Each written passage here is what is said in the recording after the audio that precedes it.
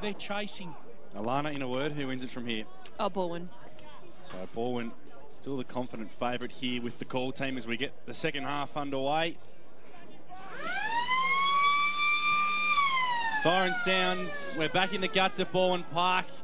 Johnny Mason, as always, wins that first important tap. And Balwyn, that first important clearance going inside 50. Well done, though, by Anson in his first contested battle with the Goebbels. Really great work. McConnon hands and knees over this one. Wrapped up in the tackle. But a good win for Vermont with Anson winning that first battle early with Goebbels. And that's what Sam Anson has to do. He's got to chance his arm a little bit and just make Jeff Goebbels a bit more accountable. So hot footy. Crosses there for Balwyn. Good hands out the back. Now it's with Fraser. Bit of time. Comes all the way back to Crow. His eye up and under kick is cut off really nicely by Cam Howard. His kick, though, was a shocker. Cut off once again by Balwyn. Great smother applied. It's going to work its way back to Howard, thankfully for Vermont. Johnson goes with the long handball out to Wadley. He's got some time now. Cuts through traffic. Poor handball, though, although it works out all right. He's going to get it back. Fumbles. Ooh. Cross came in late and unfortunately just... Oh no, the umpire's actually going to pay the free kick to Cross. So thought Cross might have cleaned him up on the head, Wadley. They've paid the contact below the knees, and ball will move out now through Hughes. Looking up towards Goebbels. Great spoil by Hanson coming in from the side. Another win for Vermont.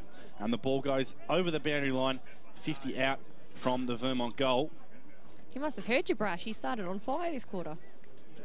Toss back in. Definitely has. Watts in the ruck. Hands down and now fighting against Anson to win this ball. Balwyn get a scruffy kick. Fraser over the top of Wadley. Thought maybe could have been a bit of high contact. Umpire said no and we'll ball it up. Well, he had a hangman's noose on him right in front of Dan Baird. He should have got a free kick. So true centre half forward for Vermont. Can they get the first goal? Shoveling it forward.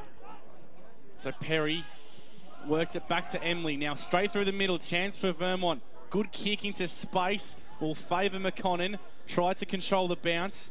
Numbers there. So was Wilcox and fumbled it out over the boundary line. I didn't think there was a lot of talk there because Vermont had the advantage of 2-on-1 and they still don't come out with the ball.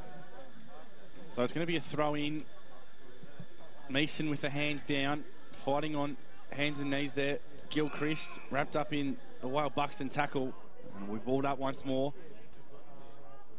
This has been a good start here by the Vermont Footy Club. Need to respond if they're any chance of winning this game. Smother applied, well done. And I'm there by Parker, gets the kick inside 50. It's a floating ball. Gottliebson with a good spoil at the back. Running through there was McComb, couldn't quite pick it up. Balwyn have to be careful now through Cross. His kick was smothered and goes out of bounds for another throw in. Vermont pressing really well. Balwyn holding strong in defence. Mason works well to get the first hands on that one, but Vermont at the bottom of the pack again to try and shovel it inside 50. Good smother applied. Turning out a tackle there was Rennie Gilchrist. Lots of numbers over this ball. Howard, his kick was smothered as well. It's a hot footy. Well done there by Wright to finally kick it clear for Balwyn. It's a one-on-one Anson and Goebbels. Bounce will favour Vermont here. Mopped up at the back was Johnson. Crossing kick along the ground there. Garvin, haven't called his name much today. He's going to get it back here, wrapped up in a Goebbels tackle. Now a chance for Balwyn through Gordon with the snap on goal. And that one hurts. Balwyn get the first of the third term. And it's 5 goals for Nathan Gordon with a really nice tidy snap from about 40 out. That one hurts. 13-7-85 Balwyn to Vermont 6-4-40. And just a little bit of clumsiness by Garvin there. Yep. Turned the ball over for the Eagles. Yeah, lack of experience and indecision there by young Garvin, and unfortunately Nathan Gordon was there to pick up the bones and once again made Vermont pay. Barely even looked at that ball, just knew at the goals, just knew exactly where they were. Just instinct. So a really good start for Vermont, but couldn't capitalise, and Balwyn snared that first goal. It's a 45-point margin. We're in the middle once more, thrown up. Right on there by Cross to throw a little torpedo out. Bain got the handball out to Gordon. Got a bit of time to control it. He's got an option out the back as well. Going inside 50 with the kick is a good one. Watts was probably pushing it back. Good work by Anson, applying some pressure. And tumbles out over the boundary line, about 25 out from the ball and goal. A few loose numbers. Tommy Schneider patrolling at the front of this contest. Well done by Watts. Really good work in the middle there by Tregear. Wrapped up though by Schneider. Centre clearances for the game now 18-4 in favour of Balwyn. It's been a real dominating midfield performance. Schneider gets that kick out of mid-air, got cleaned up late, looks all right, back on his feet. Here's Mason, handball over the top to Weatherald. His kick is just up and under. Numbers will fly, not sure he's going to get this one. Watts almost struggles, a fantastic mark. Couldn't quite hold it with his feet, and Gilchrist at the bottom of his pack. He's jumped on, and he'll be balled up once more, about 35 out from the ball and goal.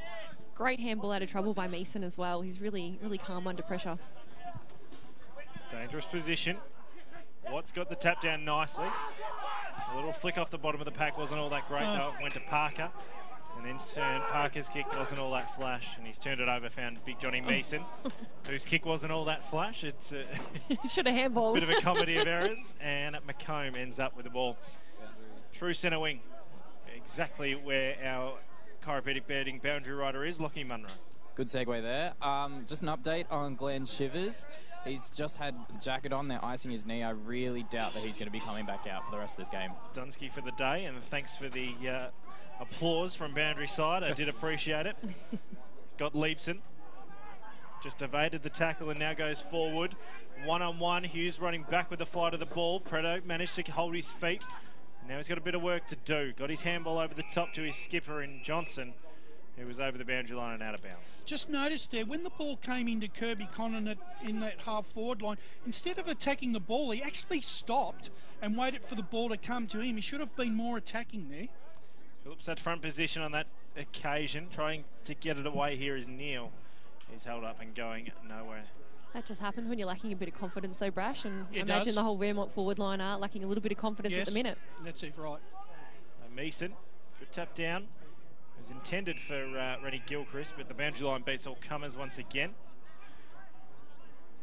So 4.5 minutes in this third term. They'll call it the Premiership quarter in about 6 weeks' time when we head to Bayswater Oval. And there is a very high chance of both these sides being there on that final day in September. September 17 Division 1 Grand Final day this year. Gilchrist at the bottom of the pack.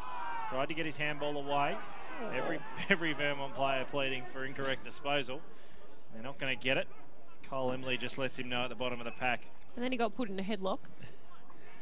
So 5 minutes gone, third term. Balwyn 13-7-85, Vermont 6-4-40. Mason with the tap. Shocking kick by Davidson. It's been well marked by a spectator there. He's got a baby in one hand. I'm pretty sure he almost marked a foot in the other. Yeah, mark of the day. 10 at 8. Definitely a contender there. There's Jacko Weatherald. Is he eligible to win the prize? Goes across to Gollipson. He's got a number in plane running for him. Decides to go a bit shorter than that to Crow. His time will go out to that far wing where that man is. Now Baines kick to Pendlebury, well spoiled at the back there by Perry. And over the line in front of the ball and faithful, of which there's quite a few. A good turnout here at Balwyn Park as always. A decent day for footy. Rain's held off, even though those clouds have looked a bit concerning. Good pressure applied off this throw in by Vermont. Great tackle there by McConnon. And it'll be balled up once more. A few boys still fighting hard for Vermont. Not willing to give this one up just yet. Long way to go. Mason with the tap, and he's just been dominant all day in that ruck. Fighting on hands and knees is right. Phillips, though, gets a little kick. Cross, who's been really good just extracting the ball. That bounce is going to favour Balwyn here. Goebbels is out the back. He's got a one-on-one. Hughes follows up. Great handball out the back to Bain. He's got Goebbels over the top. If he can pick this one up, he'll pretty much run into an open goal. Snap over the boundary corner, and it's a nice finish. Pretty easy goal for Balwyn. Lots of numbers running through for him. And Jeffy Goebbels makes it his fourth with a tidy finish. And once more, Balwyn extend their lead. 51 points here on the Bendigo Bank scoreboard. 14-7-91. Vermont 6-4-40. Fortune favours the bolt. Unfortunately for Andy Preto, did exactly the right thing that you'd want to do in attacking the ball. Unfortunately, the ball just didn't bounce his way, and it just fell into the Balwyn's advantage there, Alana. Yeah, and if it's going to go to anyone and go Bulls, it's always going to be a goal, isn't it? Yep. Ball back in the middle once again. Letting in the foot race here was right. Got his handball away. Gilchrist to the Taylor variety. Busted through a pack and then eventually got his kick away. Good work from Preto this time. Manages to get the gather. And in the end, Davidson gets his kick wide. Finds a teammate there in Wade McConnon. He looks to go inside forward 50. The intended target there was Perry. It goes past him. Godleepson gets it. Although it'll be holding the ball against Jamie Godleepson. Good tackle there. And the free kick going the way of Kirby McConnell, who darts a pass to Robbie McComb, who certainly played on. So do you think he was ready for that one? No. Took about 4 steps and was going to load up and said, oh no, look, I'll go back and have a shot, thanks Dan. So Robbie McComb can load up from 35 metres out directly in front, kicking against a breeze that's probably stagnated in the last half an hour or so. Yeah, I still want to be kicking inside that left goal post. Comes in now, the former Eagle, now an Eagle. Ferntree Gully to Vermont. And he's kicked that very nicely. Listened to Wayne Brasher word for word, went left to right and just crept it in. And the first goal on the board for him this afternoon, his side 7th. They move on to 7-4-46. Balwyn are 14-7-91 on the Bendigo Make scoreboard. Listening to EFL Game Day, all thanks to the Pancake Parlour. Learnt from his ways earlier on, didn't he, Brash? Where he sprayed it quite off to the right. Yep. Well, it's gone out of this game here, Brash, but you just want to see Vermont keep fighting on and deliver some better inside 50 balls like McConnon's just there. Yeah, look, all they can do is just keep putting pressure on the ball carrier, and hopefully they get the run of the ball to go their way and make every opportunity count. We've seen Balwyn respond quickly off the back of Vermont goals, although this time it's going to be Parker whose clearance effort was smothered, and Balwyn actually might manage to work it out. All right, good intercept mark taken there by Castricum. He's definitely been one of the quieter players today. Flicks it out to Himes. Goes with a long kick. It's a really poor one. Cut off pretty easily there. Yeah, that's really poor there by Tyson. So Taylor Gilchrist goes back across his defensive goal to Gottliebson. Chips it over the top to right. Gives the hands back to Gottliebson there. Moving forward. Kick in the favour of Sanfilippo. Gets the quick handball back and shovels a kick that might actually work out all right for Vermont with their numbers out the back. Well done by Davidson. Great intercept though by Sanfilippo. Following up nicely up that half-forward line. Off a couple of hands here. Bain diving in there was Gordon for the Tigers. And the umpire will ball this one up. Good desperation there. Bain's been very good today with his disposal across the half-forward line. It's been a real live wire. Balwyn looking to answer back here. No clear winner in the ruck. Well done by Parker. Got tackled as he tried to clear, and so his kick wasn't very good. And Taylor Gilchrist, who's moved up the ground, takes a nice mark. He's got Gordon in space, just sets it out in front of him. Beautiful kick by Taylor Gilchrist. And Gordon takes the mark. 45 out. Slightish angle, and we'll go back to look for his 6th for the day. That was a perfect kick by Gilchrist. Perfect. Yep. You can't beat that. So I don't reckon Gordon's missed many today, be it from the set shot or with a few snaps around the corner. He's been very tidy. 5-1 for the day, all to this end. As we said, looking for his 6th. Beautiful kick on the way. Umpire shuffling across to the left, and that's where it's gone. So commentators curse on Nath Gordon there. 14-8-92 Balwyn. Vermont 7-4-46. Davidson to do the kick-out duties. Sends it all of 50 metres. I've got to question that delivery there. He kicked it to a 3-on-1 and probably to the smallest player on the ground. Need to show a bit more patience, and obviously you need to look further than that. Certainly do. Tregear manages to get it off the bottom of the pack. Bouncing ball will go inside forward 50. Remark taken by Castricum. Just. Davidson under a lot of pressure, gives away to Johnson on the last line. Handball was intercepted. Great work there from Dan Hughes. And they say that forwards don't do the defensive stuff. That was great work. Yep.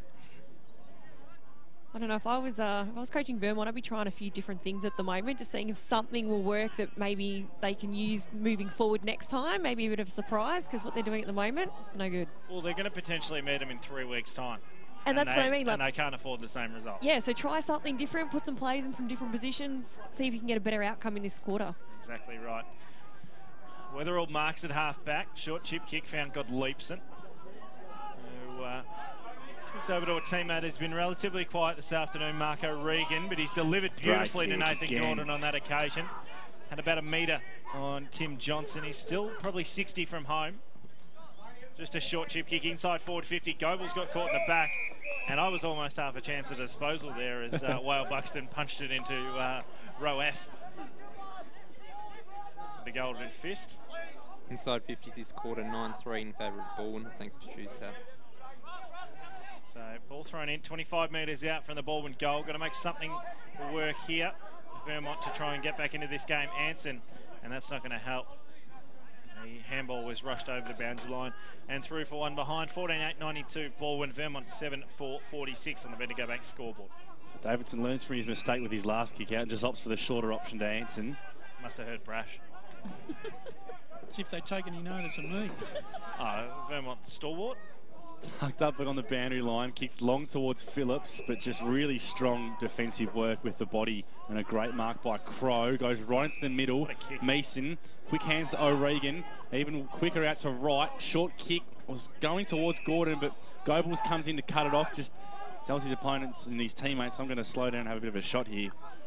The attitude that they've got at the moment, this is the Balwyn that walked out on Grand Final Day, Division 1 Grand Final Day last year. Yep. There is just an air of confidence about this side during this afternoon's game.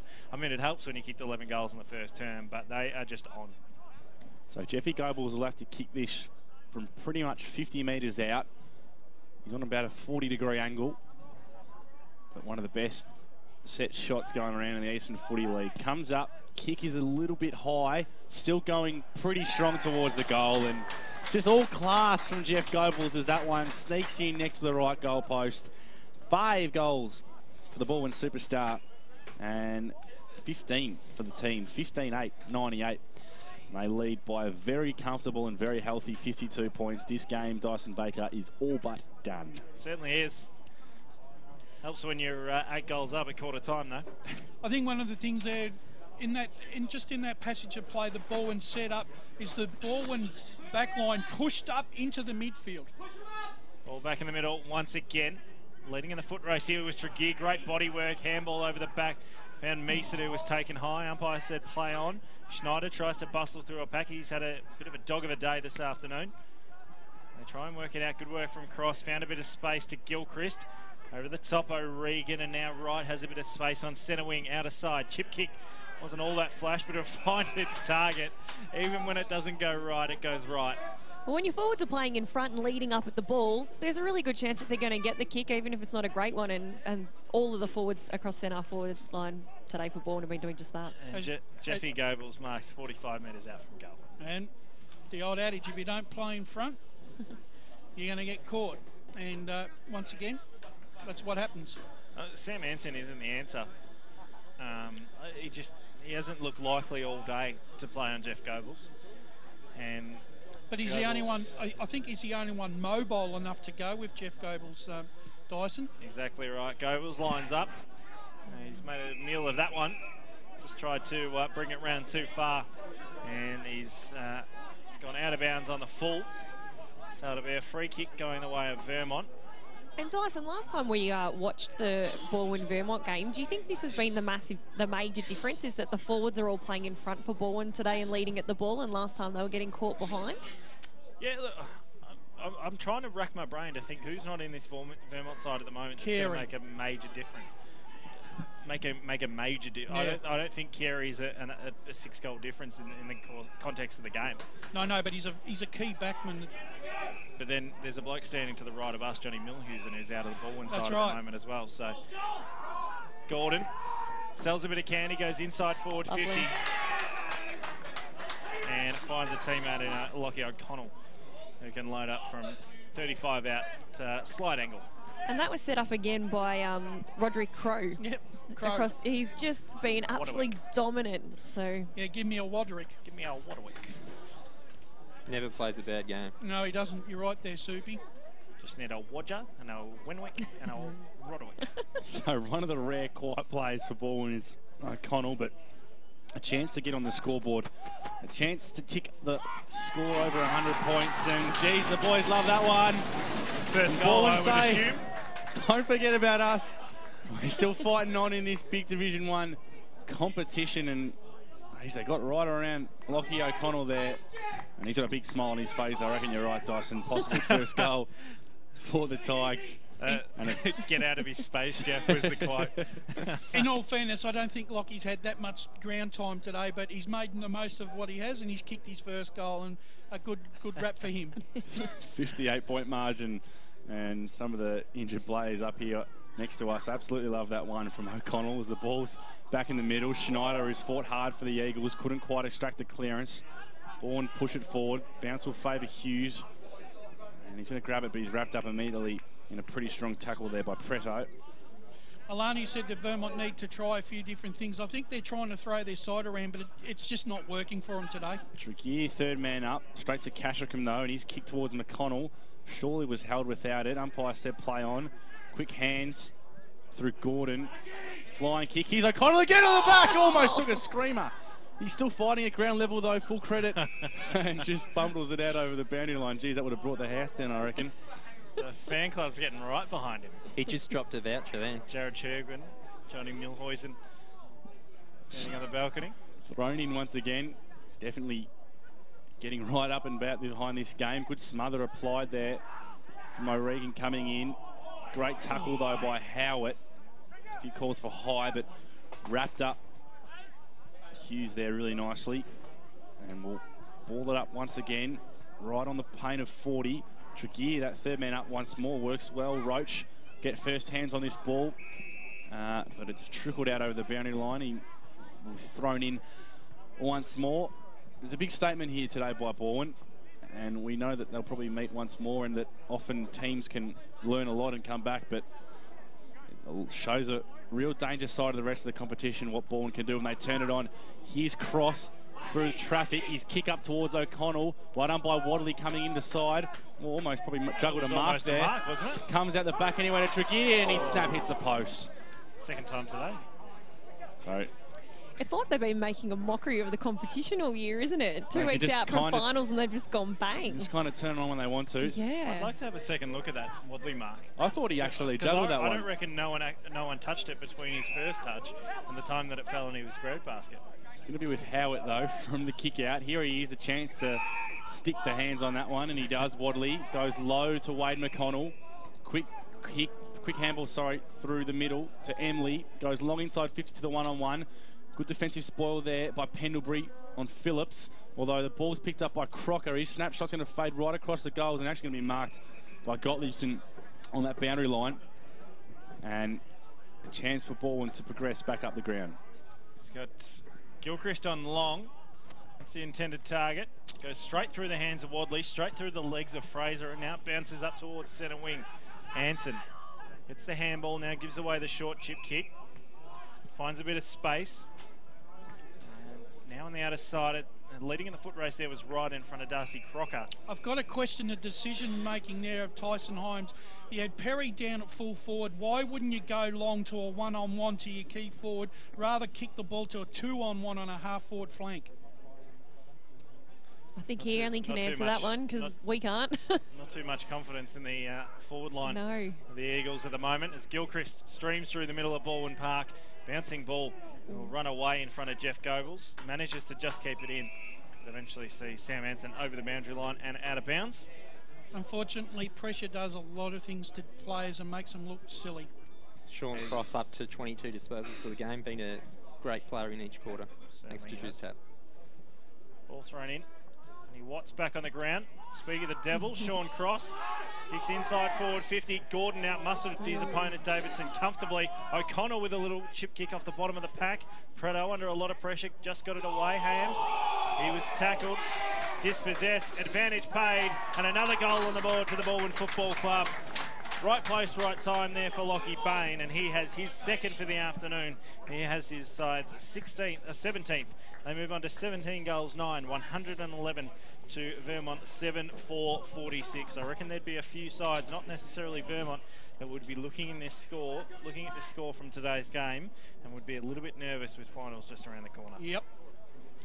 I said this is a pivotal game for those sides sitting 3rd, 4th and 5th. They'll get a chance to have a look at this during the week.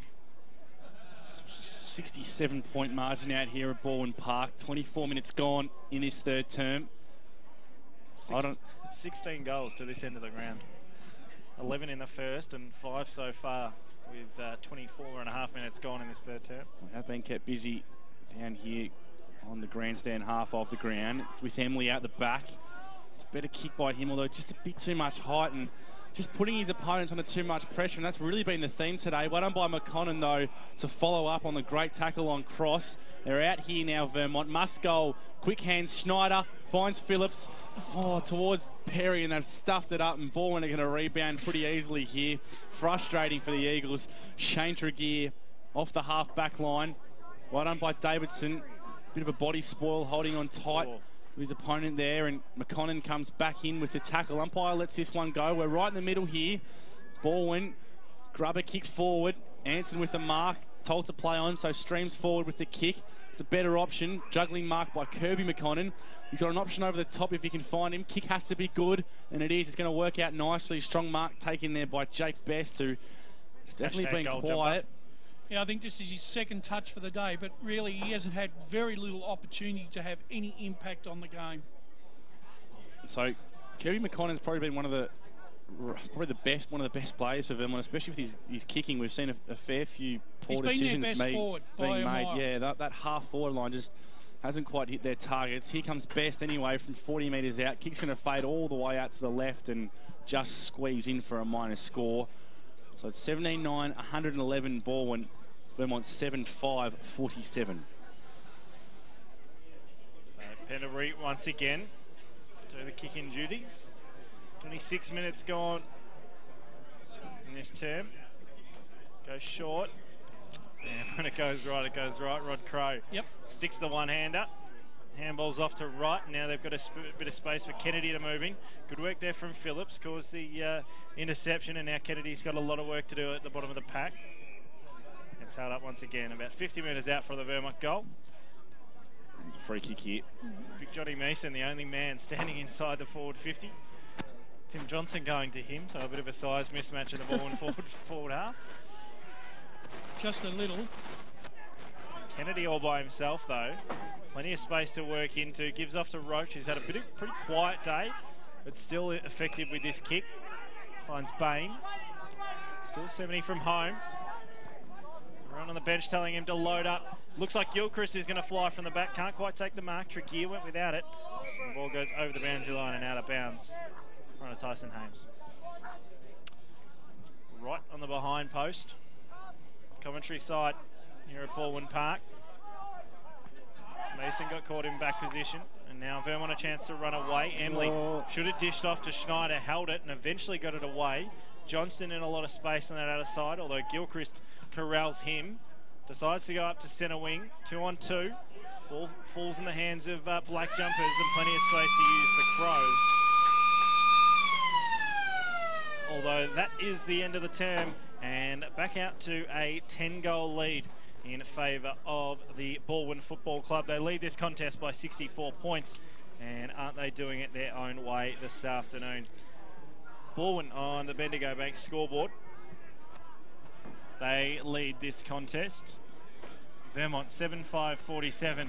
Balwyn 17-9, 111. We'll be back right after this with the final term of Pancake Parlour EFL Game Day. Balwyn taking on Vermont.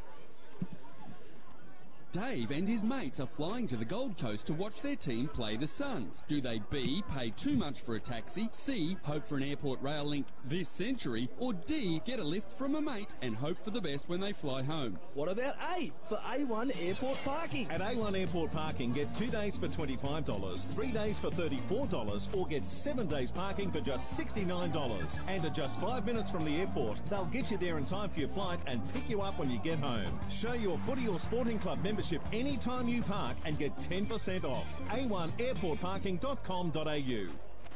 Program sponsor. जिंदगी से लुत्फअंदोज होते हुए Świętować życie. Го прославуваме животот. Celebrating lives. Tobin Brothers Funerals speaks your language. At Tobin Brothers Funerals, they attend to every religion and culture and can speak 28 languages. Celebrate la vie. 庆祝生命 Yortazuntastizuye. Find out more at tobinbrothers.com.au. Tobin Brothers Funerals, celebrating diversity as they celebrate lives. Program sponsor. Bigger and better in season 2016, Netball EFL is back. The fastest growing competition in the eastern suburbs continues to expand. Don't miss the fast-paced action every Friday night across multiple venues. For more information or to get involved, head to efl.org.au.